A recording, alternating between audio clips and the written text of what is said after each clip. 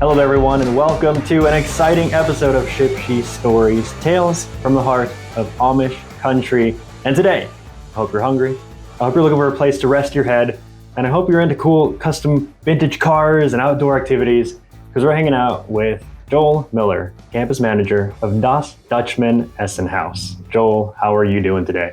Having a good day. It's nice to be here, Darian. Appreciate it. No problem. Thank you for taking the time. I know you're a really busy man. We were talking beforehand.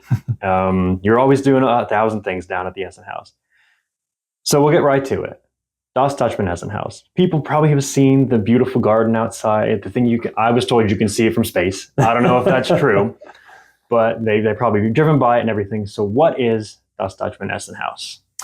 Well, it actually means the eating house. So, of course, started out as a restaurant only. My parents moved from Ohio, which Essenhaus was kind of their second restaurant.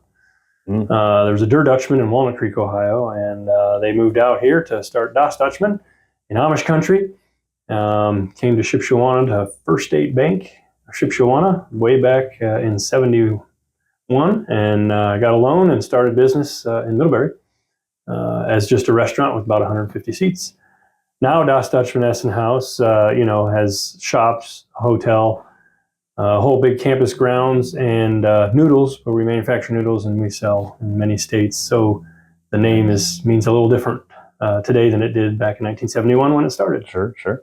So do you know the origins of how the name came to be? Yeah, actually, I think a German teacher helped my mom and dad figure out the name. I think there was an issue with the Der Dutchman and whether it's female, male, or how it works in one of those, and they thought this would be a good name to start out with. So I think they did have some help in figuring that out. Figure it out. Yeah, I mean, it's a very memorable name. I'll say that, Das Dutchman Essenhaus. It's fun to say. Yeah. The building's unique. The way it looks, the design and everything. Now, you said, in 1997. No. Well, I did. You started, moved back in 1997. My parents started in 1971 when they bought a curve-in drive-in and changed it. That's what I was going to get to. To the Essenhaus. It wasn't always this. No. And you said it grew, obviously, from 100 seats to where it is now. Yes. So how has that growth been? You've been there your whole life. Yep. So how has it been to see it go from conception to where it is now?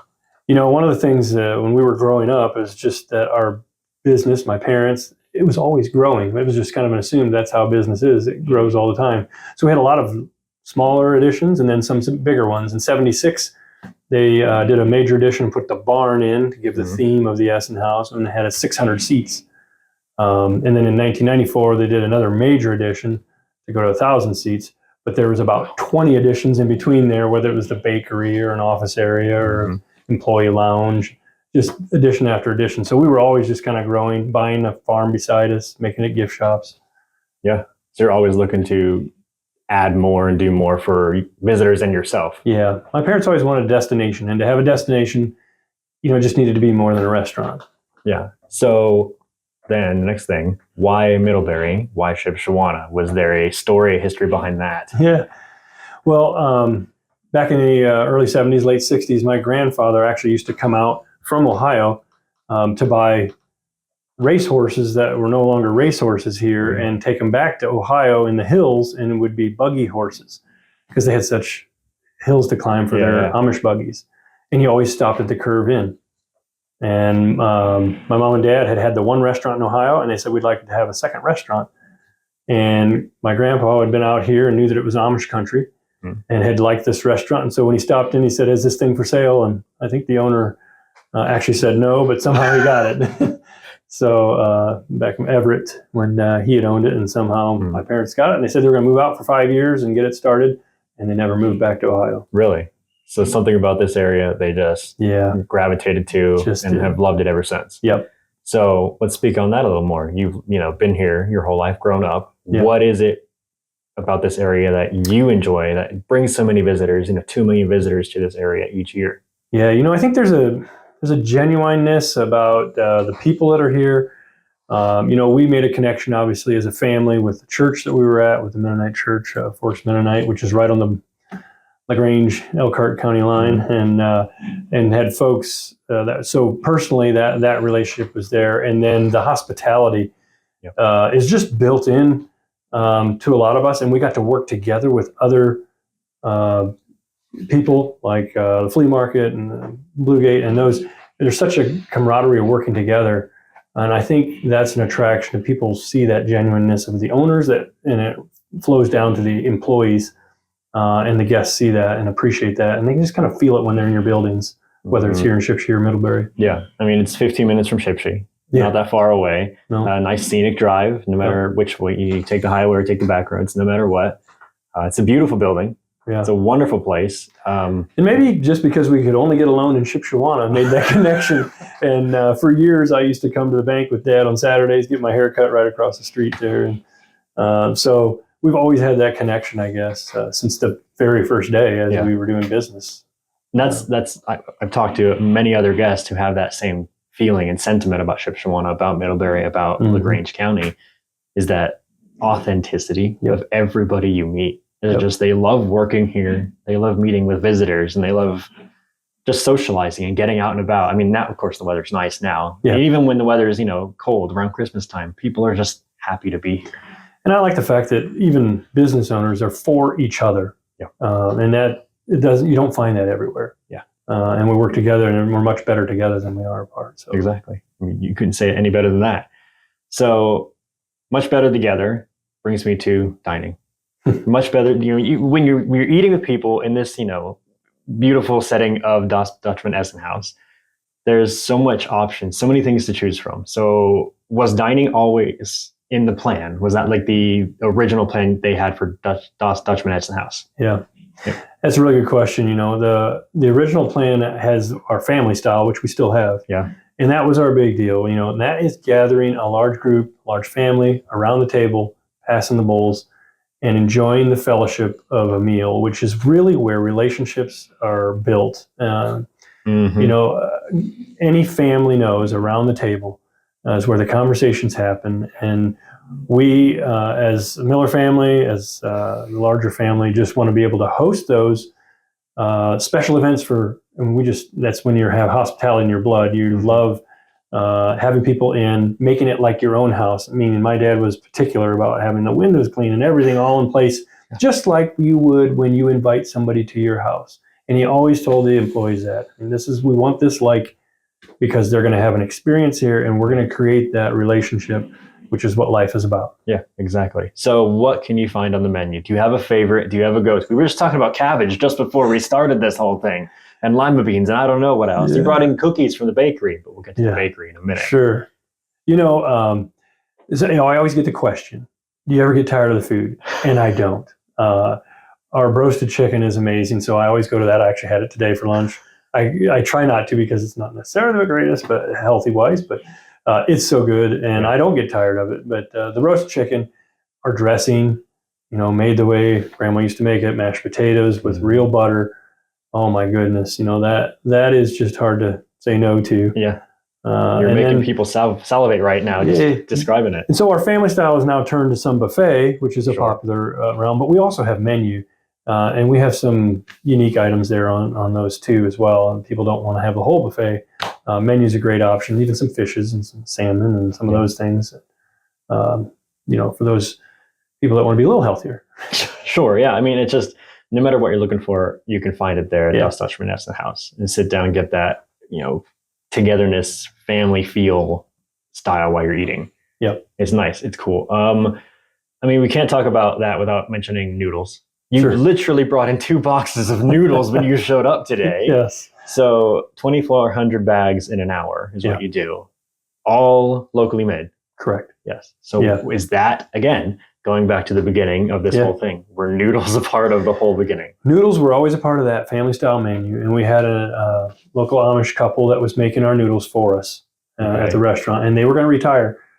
So we decided to take a little risk. We bought their equipment and thought, well, we're the main customer. We maybe had one other. So for a while, we just made those noodles for ourselves. And we had a guy come into the bakery one time from a deli buyer from Kroger. He was like, hey, can I get these for my deli? And we're like, no, we can't even make enough for ourselves. But we ended up having to get a sales guy then, and he walked us through how to get into groceries. And now all of a sudden we're in groceries, and I think we've added on 4 or 5 times since then. Just capacity, which we just finished putting a new piece of equipment in. We went from 1,300 bags an hour now to 2,400. Wow, that's impressive. And continue, go on. It's just we are in all 50 states. Walmart's one of the bigger ones. You'll see us there, but any grocery stores, you should hopefully see us. If not, let us know. I've seen them on the shelf at my local grocery store. Yeah. So it's So the Amish family that made them for you, do you still work with them? Or are they still in business at all with you? So funny. No, they're not. And the wife is still alive. In fact, I just got a voicemail. We're setting up a tour for her to come see the new equipment since we just got it done this week. I just got a call and I got to give him a call back. Elizabeth, she's still alive and she's going to come and see what it has turned into since we were hanging noodles on the wooden racks, would open the window and turn the fan on to dry them, to having a continuous dryer that only takes 2.5 hours, 3 hours to get a noodle. That's impressive. When she comes through, hit me back up. I'd love to go out and get some pictures or something. Yeah, so she's pretty excited to see it. Hasn't seen it since she sold it to us, I don't think. And how long ago was that? Late 80s. So, 25-ish, some years like that? Okay. Yeah. So so you're turning it all in-house. Can people see this happen? No, it's a certified food facility, so we don't really, the ones that can go in, you have to gown up, can't wear jewelry, it's... there's a whole route to get through to actually walk through. We get people asking, what tours can we do? What can we see? So we want to make sure everyone knows, call ahead or ask, but no, you can't go see them make noodles, but you can eat them yes, you can. On the menu while you're there and take them home. That's right. No matter where you go. You can shop around most stores in Shipshawana might carry them. Yeah. E&S carries them, I think. I'll go double check. Right. And now we want to get to the bakery. Yes. Because as I mentioned, you brought cookies in. Yes. You're tempting all of the CVB employees with cookies. Yeah. So tell us about the bakery at Essenhaus. Yeah, my mom and dad put a bakery on pretty early on. I think it was that 76 edition. At least had part of a bakery, and then after that increased it, and that just became a demand. The pies that we've always done have been a popular thing. So a bakery gave us an outlet basically for pies. We have 30 kinds of pie. Number of recipes are grandma's recipe, whether it's old-fashioned cream and some of those, and we work really hard at keeping it consistent the way it's always tasted, not changing it as much as we can. And so the 30 kinds of pie definitely are a big seller. And then cinnamon rolls, donuts, and our long johns, our big donuts. People always say they're huge, size of my face. But that's a big hit. A lot of early mornings with lots of donuts, and then of course cookies and fry pies and all kinds of good stuff that we make in the bakery there. Our bakery's back bakery or production area is as big as our kitchen almost. Really? It's a big deal. Made fresh daily? Yes. Oh, wow. Okay. So you walk in, you smell it. Oh, yeah. It hits your nose right when you enter. Yep. So you're sitting there moving into the hotel room. You're sleeping overnight. You wake up the morning, you smell baked goods. Well, once you get to the restaurant, you do. In the inn, you have the breakfast, continental breakfast in the morning that we make for them there. And then, it is a treat for them. They do have some donuts in the breakfast area as well, but then to get the real stuff, you got to come to the bakery and get the breads, cinnamon bread or whatever it is they're looking for. Yeah. So obviously you mentioned hotels, you mentioned beds. People will need a place to stay. Mm-hmm. So we always go back to the beginning. I'm assuming the hotel was not part of the original plan. It was not. The first hotel was built in 86, had 33 rooms. But I hear from my parents anyhow, years before that, they were in an airport somewhere and drawing out on a napkin what they wanted the hotel to look like. Because of the hospitality side of it, they always did want a hotel. It just took a number of years with buying the farm beside us. And then we added on in 2004 too. So now it's more like 96 rooms or so. 96 rooms, okay. But mom is interior design decorator, whatever. So she's really decorated almost used to be every room was different. And it's still very unique. There's maybe patches of rooms now. 3 of them might be close to the same with wallpaper and stuff, in which it's always a fight. I always want to paint the walls, and she's wallpaper, but she usually wins, and there's probably a reason. And they love it because it does have a unique country flair, but Amish. Sure. So it's a nice flair that she has been able to decorate. Even the public areas, she does a great job. So is it all your mom doing this? She has a team to help her too. She's the brain behind it all. Yeah. Okay. She has a vision, and then the team helps her out. Our team. So if visitors were to go there, would they see your mom doing stuff, hanging out, helping? Oh yeah. They really? Oh yeah. So she still heads down, going at it. Yeah, she's around at least 6 months. They're are in Okay. Sarasota with my twin brother Jeff, who runs that The other store. our other store there. But they're here, and yep, they still got an office space, and they'll be at least giving their opinion on what needs to be done on decorating and those kind of things. It's not near the day in day out that it used to be. For sure. But you're still the go-to. You're still the one that people are like, you're sitting there. This needs to be done. Let's do this. Let's do that. Now, do you put new stuff on the menu? Is that your idea? I try to work through my team and not dictate. And we work with our other operations in Ohio and Florida as well. Okay. So we put our ideas in here and there. But there's a few I would say I put on. Sure. Yeah. We've talked about food. Talked about a place to lay your head. I mean, when you're done eating, we got to talk about pickleball courts. Oh yeah. You just put in a new one, right? Yeah. We had it was kind of a hobby that my brother-in-law and my sister started, and then we decided, well, we got to have a little nicer court, so we better have some professional paint in here, and we ended up with 3 of them in an old warehouse that we were used to make noodles in. Really? And then we decided, well, if we modified this, they wanted to really go at it, maybe make a business out of it, and so we ended up with 6 indoor air-conditioned courts. And just finishing the lobby. We actually just started using the lobby Saturday for the first time that we put on there. So we have running tournaments, running camps during the summer, hosting tournaments. Some people rent the facility and have their own tournaments. That's fun. That's really fun. In conjunction with staying at the hotel and stay and play packages. And so stay and play. Things. Just wake up, walk right over to the pickleball court. That's right. So I mean, it's one of the hottest sports to take off in the most recent years. So why not add some pickleball courts? Yeah. Go eat and go exercise. Play some pickleball. Yep. You've got some exciting things in the works. You've got 20 years of the vintage car cruise in. Yeah. That's fun. That has been exciting. It was just an idea 20 years ago. It actually stemmed from having a lunch. All of the employees, all of us, corporate office, we all eat lunch together in the break room. And I was just having a conversation with one of my van drivers, and he had went to a cruise in, and I was like, "What's that?" And he kind of explained it to me, and I said, "Well, I wonder if anyone would want to come to the Essenhaus for a cruise in." He's like, "Oh yeah, it'd be a great idea." And I said, "Well, Thursdays aren't as busy. Flea market Tuesday, Wednesday. Yeah. Weekends busy. Kind of got a hump day there for us." And he said, "Just hand out a flyer, we can do it." I said, "Well, I can do that." So I gave it to him, and he helped get it started. And I think we had 23 the first night. We thought we had hit it big. And it just kept growing from there until we usually have, last week we had a little over 300 and some cars for the evening. And then the last event of the year has always been big for some reason. Really? I think we had 16 or 1,700 cars. Oh my gosh. On the last Thursday of September every year. Yeah. It just keeps growing. And we used to do hay rides and all kinds of stuff, but now we can't because there's so much traffic, so many people. We've had to narrow down. We do food trucks and stuff. But it's a huge night. It's a big event. It's a huge night. It just packs us out. No, it's a wonderful thing you're doing over there. You're doing a million things at Essenhaus. So it's already, I'm seeing so many things you're pushing on social, so many things on your website. You're out here in Shipshewana, over there in Middlebury. You're a busy man. Yeah. Is there anything else you'd like to say about Dutchman Essenhaus? Get people out there, make them excited.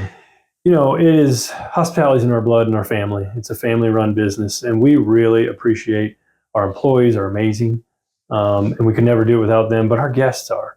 And, we give God the credit for success that we've had and our ability to bring light in the world and light to people who come to eat, sleep, and play at our place is just a blessing that we receive from God that we're able to do that. So, we hope people come out and have a great time. We take ideas and things like that, but supporting our employees as well as our guests is a privilege that we have, and we're thankful for God giving us the talents and abilities to do that and continue on for so many years, and hopefully for generations to continue on. I've got a couple new next generations already starting to manage some things here and there, which is super exciting. Yeah. And they'll take it to a different level. Yeah, definitely. There's always more to do and more to see. Essenhaus.com is the website for you. We'll put it all in the show notes. Joel, thank you for taking the time. My pleasure. Thanks for having me. Have a good one. You too.